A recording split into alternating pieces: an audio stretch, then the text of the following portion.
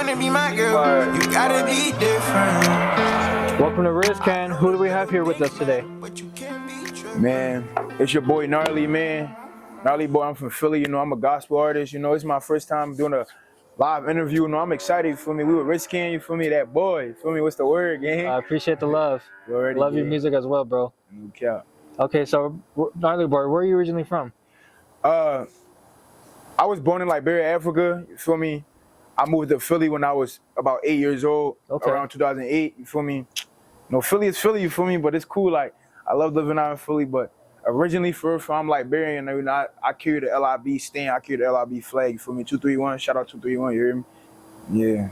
Okay. How was life out there in Africa before you moved to Philly? To be honest, man, like Liberia was rough, bro, you feel me? Like, surviving out there, that's all you can do out there. You can't really live a comfortable life, you feel me? You gotta be putting pieces together, you feel me, trying to make something shake, you feel me? Like, really, I was young, like, it was a war going on out there, so, like, we ain't really had, like, never really no stable situation, you feel me? We had to struggle to get some food, we had to struggle to take a shower, you feel me? Like, we had to struggle to do a lot of stuff, you feel me? But it built me at the end of the day, because when I went to Philly, it was the same thing. It was really no difference, you feel me? Like, Philly is a struggle out there, you feel me? Trying to make something shake every day, you feel me? So I loved it, you feel me? It made me who I am, so I'm appreciative of it, you feel me? Okay, that's what's up, bro.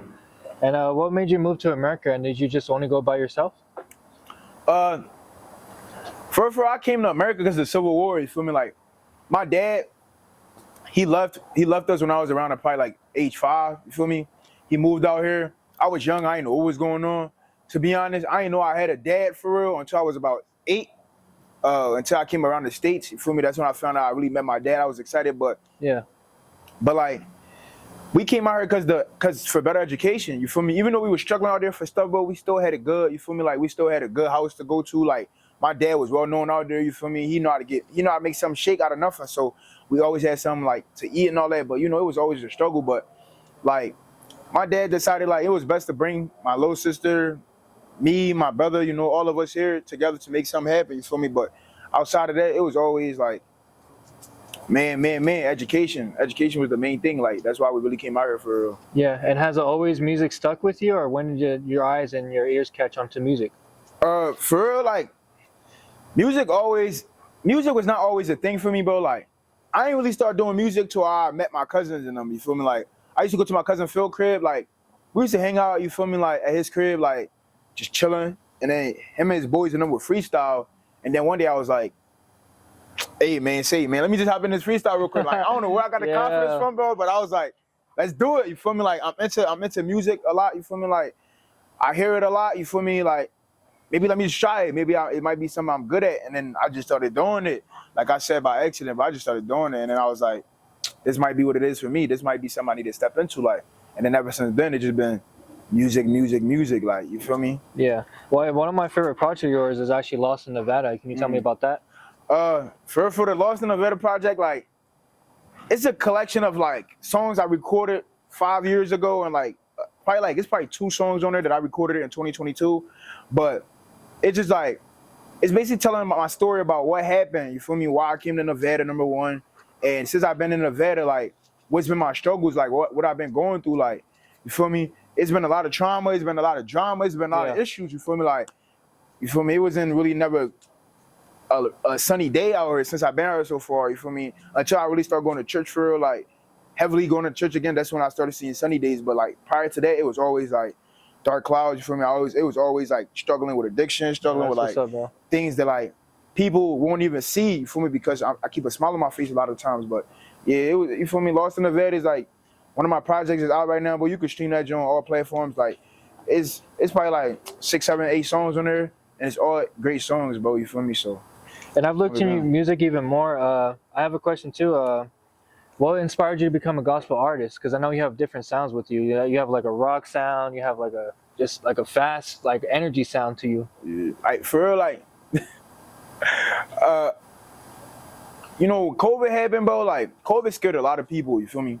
I was one of those people COVID scared, but it wasn't no scare like, oh, like, I'm scared to like go outside or I'm scared to go do things, because I was still outside, I was still active, but it was more so like I was scared of like, I don't know what was gonna happen to me if I was to die, you feel me? Like, I believe in God. I believe in Jesus. I went to church a lot of the times, but I went to church because like my parents made me do it. Like I went to church because like, oh, it was just something to do. Like so after a while, I'm like, let me really take church serious. You feel me? Like let me really hop into church and like go to church, really pay attention. Go to church, really like clap my hands and worship God how God is supposed to be worshipped. So as I was doing that, like I got more comfortable with singing, and as I got more comfortable with singing for God, I'm like, maybe like there's something I can do. Like maybe I should like just glorify God in my music, because God, they're giving me the talent to like be a musician. So it's like, why not glorify the person that gave me the talent instead of like glorify the things that is wicked of this world? You feel me? Like, and then gospel music is just something that's like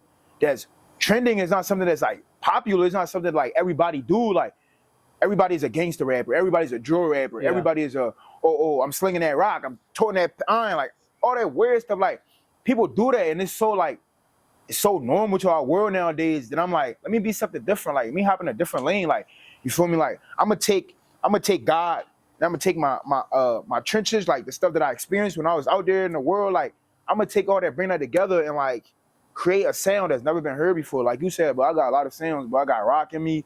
I got, you feel me? I got some melodies in me. I could go straight bars with anybody. Like, so it's like, I'm like, let me just put it all together and glorify God. So I just started doing that. You feel me? Like, yeah, man, that's what I love about you. Whatever energy you put out, bro, it's positive. It's not negative like you were saying about the other rappers. You stand out the most, you know. Appreciate that, Brody. How did you get your artist name, bro? NarlyBoyy. Keep it a bean, like, yo, this one night, like, it was one night, this one morning, I woke up with me and my dog, like, he was like, it's a shelter, like, it's called Shannon West, you feel me? Like, Shannon West.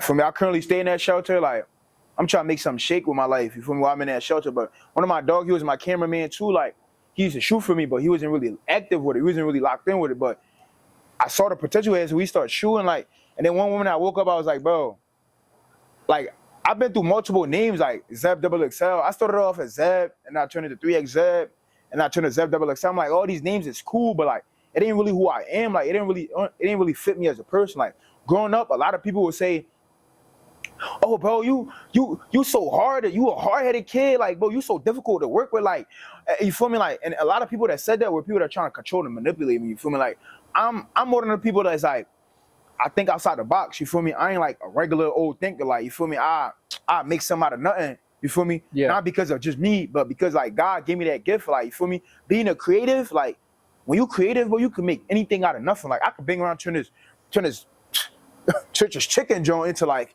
a microphone if I needed to, like a speaker if I needed to, like. But it's just I always been an outside of the box thinker. And then on a block like in Southwest, my first block I used to live in was called Bonifant. You feel me? Like on Bonifant, like a lot of the kids like they used to call us weird. Like they used to call me and my family members weird because like we wasn't like them. You feel me? I was out there backflipping on concrete. I was out there playing football on concrete. I was doing football drills on concrete. Like you were being a kid. Like I was being a kid. Like you feel me? I was doing parkour. Like I was playing lacrosse. Like through my cousin Phil. Like I ended up playing lacrosse. Like a lot of these kids wasn't doing that. They was used to the regular stuff. Like waking up going play basketball. Waking up and go play football. Waking up and go like hang out with kids on the block. Like but I'm like.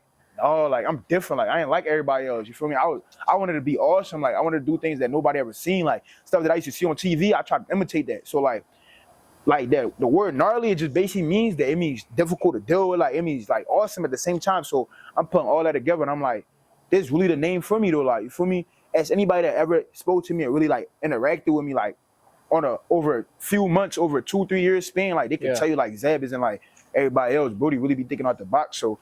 For me, I just stuck with that name, NarlyBoyy, and like you feel me, put a little Y at the end because it's like okay, yeah, I see you, bro. So we on that though, you feel me? So I know.